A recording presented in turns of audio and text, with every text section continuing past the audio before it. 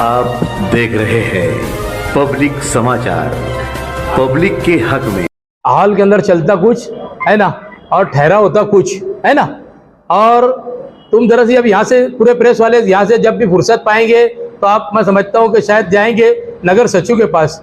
आप लोगों को मालूम है शुगर फैक्ट्री को ठहराव किया गया पानी को, एक प्रेस वालों को मालूम है? नहीं, ये जो भाई गांव के अंदर जो है एमबी फैक्ट्री को ठहराव करके पानी दिया गया है, आपको मालूम है? 2 लाख लीटर लोग रोज पानी दिया जाता है उसको। कितना? 2 लाख लीटर रोज पानी दिया जाता। तो ये बात सब अंधेरे के अंदर होती है। सब जो है ना, जहां पर आर्थिक व्यवहार होता, ये तो इनका मुआहदा था कि भाई हम मेयर तायरा मैडम को बनाएंगे, शेख रशीद साहब को मेयर बनो ना। सुनो ना, मैं क्या बोल रहा, ठहराव कब हुआ इसका समझ भी नहीं आता ना। ये सब चीज को ये लोग अंडर यानी कब ठहराव करते, विषय पे कुछ पत्रिका पे कुछ लाते, इन्होंने ऐसा ठहराव लाना चाहिए ना। और एकदम खुला बोलना चाहिए कि हम दाबाड़ी को पानी दे रहे जा रहे। इसका मसला ये था कि भाई ये शरीयत थी, शरायत थी कि भाई हम लोगों को मेयर के बदले में, हमने तो पेपर में पढ़े कि भाई मेयर के बदले में हम दाबाड़ी को पानी देने वाले। ये तो हमारे सामने कोई मुआहदा ही नहीं हुआ था इसका। अगर हमारे सामने होता तो हम उसकी मुखालफत करते थे। आप लोगों को 2, 4, 5 ही लोगों को मालूम होगा कि कहाँ से पानी लेते, कहाँ पर उसका पंपिंग है, पूरे शहर के लोगों को मालूम नहीं है ना। तो अभी आपने कहा ना, शेख रशीद साहब ने कहा था कि हमने लाया, हमने बेचा है। अरे तो उन्होंने बोले थे ना बात, किला पे बेच देंगे, हमने लाए थे, हमने दे दिए, किला रुपये पे दे देंगे हम, वो बात नहीं है। बात किसी ने अपनी जिम्मेदारी कबूल। मालेगांव शहर एकदम निराला शहर है। उसके अंदर होता क्या मालेगांव शहर के मामले में कि पूरे तुम जहां पर जाएंगे वहां पर अंडर ड्रेज गटर बोले तो बारिश का पानी भी साथ में उसमें जाता। अब ये बोलते हैं कि तुम्हारे यहाँ पर जो है 6 इंचों का पाइप इतना बड़ा और उसमें पानी भी जाएगा, अरे घर का जो है टॉयलेट और बाथरूम का ही पानी जाएगा, बाकी पानी जाएगा कहाँ? फिर गटर का कोई सवाल नहीं आया। मालेगांव शहर के अंदर रोड रास्ते जो है अभी पूरे खराब हो जाएंगे, खोदेंगे बारिश का, तो शहर के अंदर इनको काम करने भी नहीं देना चाहिए। मैं समझता हूँ आजू बाजू जो एरिया के अंदर गटरें नहीं है, जहां माँ बहनें सोच खड्डा करके पानी का इस्तेमाल कर रही है, उस सोच खड्डे का इस्तेमाल कर रही है, उस इलाके के अंदर बना देंगे तो ठीक रहेगा। शहर के अंदर ये सिस्टम चलेगा नहीं। को लेकर शहर में आप मुखालफत कर रहे हैं, बाकी की दूसरी समाजवादी है, राष्ट्रवादी है, एमआईएम पार्टी के लोग, वो एकदम खामोश, क्या मामला है? एमआईएम पार्टी बोले तो मुफ्ती साहब एमआईएम पार्टी है ना, वो व्यक्तिगत कर रहे हैं। हाँ, पर जो पार्टी के जो जिम्मेदार है वो कुछ नहीं बोल रहे, समाजवादी कुछ नहीं बोल रही, राष्ट्रवादी कुछ नहीं बोल रहे। देखो एक बात अच्छी से मैं बोलता, हर इसके अंदर है ना, यहाँ पर 10 के अंदर से 8 लोग का मुफाद रहता, कोई लोग मुफाद में नहीं बोलते। कचरे के ढेके बाग के अंदर शेख आसिफ साहब ने बोले थे कि कचरे का ढेका देने की जरूरत क्या बोल रहा हूँ, अच्छी सुनो। उन्हीं के स्टेट में नहीं है कि आप तो अंडर ड्रेज गटर हो जा रही तो कचरा निकलेगा कहाँ? इन्होंने अंडरग्राउंड उनसे मुआहदा कर लिए, पार्टनर हो गए उसके साथ में, कचरे के इसके अंदर पार्टनरशिप कर लिए और उसके मामले को खत्म किए। बहुत अवेला मचा इन्होंने अंडर ड्रेज गटर का, मणिपुर भेजे, वहां से लेटर लाए, ये करे वो करे। बाद में इनको सेटलमेंट करने का था, इन्होंने शेख आसिफ साहब ने कंपनी के साथ सेटलमेंट कर लिए। शेख आसिफ साहब का तो ऐसा है कि जहां पर चिल्लाट पुकार असलम अंसारी और शकील जानी बेगने करे और आसिफ साहब वहां पहुंचे तो वहां पर तोड़ीच होती, दूसरा काम नहीं होता। उसके बाद पेपर में ही नहीं आता।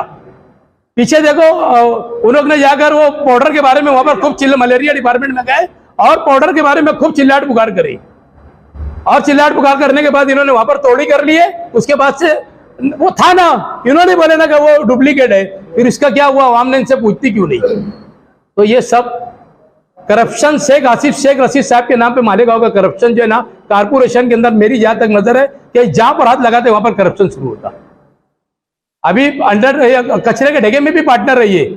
लतीफ भाई जो है ना, ये कलाकार है शहर के, ये समझता हूँ कि लोगों को समझता नहीं है। चोरी करवाने का रास्ता लतीफ भाई साइड में बैठ के लोगों को करवाते। लतीफ अनवर साहब, ये चोरी करने का रास्ता कभी अक्ट्राय के नाम पर, कभी काय के नाम पर, ये धंधे यही करते। अभी कंपनी लाने में सबसे बड़ा हाथ मालेगांव में उनका है। टेंडर हो गया, अभी ताबे में नहीं दिए, हम इसकी मुखालफत करने वाले हैं। मैं खुद अभी लेटर देने वाला है, आयुक्तों को भी लेटर दूंगा और खासदार को भी लेटर दूंगा, मंत्री को भी लेटर दूंगा इसके बारे में। क्या इसको हमने बोला था अगर देना ही है तो 4 प्रभाग कर दो, 4 प्रभाग के अंदर लोग काम करेंगे, लोगों की रोटी रोजी का जरिया होगा। हमने इस तरीके की बात लोगों से कहे थे। बाकी कमिश्नर ने उसका टेंडर 1 निकाला, क्योंकि ये बैठ के 60 गार्ड हुई बाकायदा। इसके अंदर आधी शर्तें ऐसी डाली जाती, आटी शर्ती ऐसी डाली जाती कि कोई कंपनी ना बैठे, जो ये कंपनी लाते वही कंपनी बैठती है और वो टेंडर उसी को मिलता। आपको जानकारी है कि टेंडर कितने में गए हैं, क्या टन से? 1800 रुपए टन के हिसाब से गया, 1200 रुपए टन पहले था, 600 रुपया बढ़ा के दिया गया। लीडर प्रेस के अंदर भेजूंगा।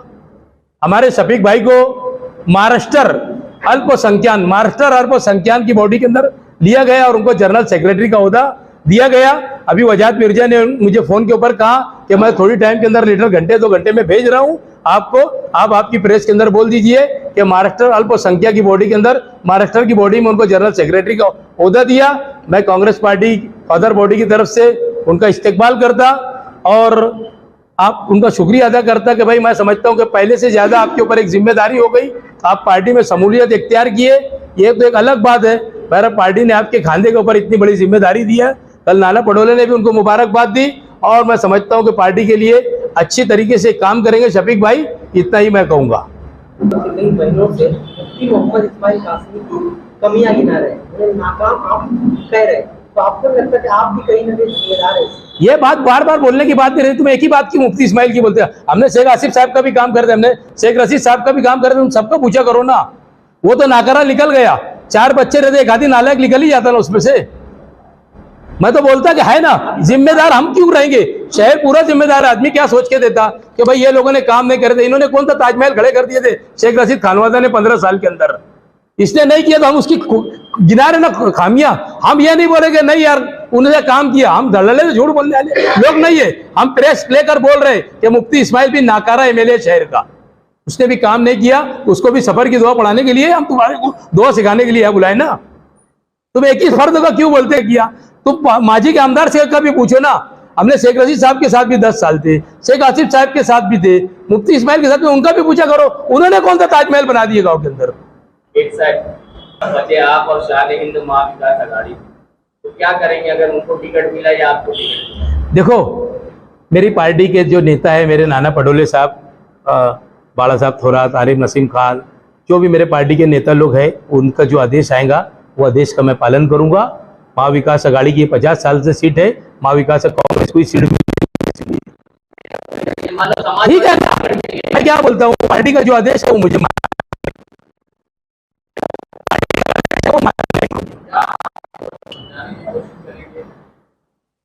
पार्टी के हाईकमान से शिकायत करेंगे कि आपके साथ है समाजवादी राष्ट्रवादी कांग्रेस, ये दोनों भी आपके साथ है। देखो एक बात सुनो, समाजवादी की बात जो है वो अलायंस के अंदर अभी फिलहाल है, ऊपर जो भी फैसला होगा बड़े लोगों का बैठ के फैसला होता, कोई वहाँ शाह हिंद को रिजाज बेग को बुला के फैसला तो नहीं लेने वाले, हो फैसला अल्लाह हाईकमान करेगी, उनका जो आदेश वहां से निकलेगा वो आदेश का पालन करेंगे।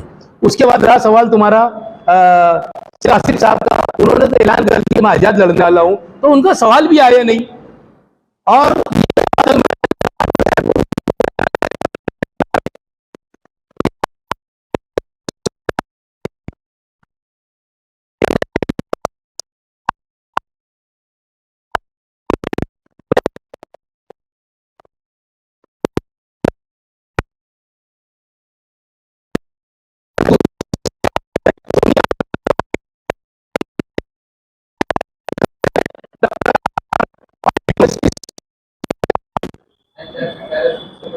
ऐसा है कि राजकारण है, उसके बारे में तो कोई दावा नहीं करता। लोगों ने मुख्यमंत्री बनने के लिए दिल्ली से बैठ गए थे कि भाई मेरा मुख्यमंत्री का फाइनल होने वाला है, जब यहाँ पर आए तो उनका आमदार की लिस्ट में भी नाम नहीं था। तो वो दावा मैं नहीं करूंगा, कोई पैराशूट से आ जाएगा तो क्या करूंगा। बहरहाल वक्त तो आने के ऊपर जो मेरे पार्टी के कार्यकर्ता, जो पद अधिकारी है, गाँव के जो लोग जिम्मेदारान, में सबसे सलाह मशवरा करने के बाद ही अगला कदम तय करूंगा। अभी आपने भी कहा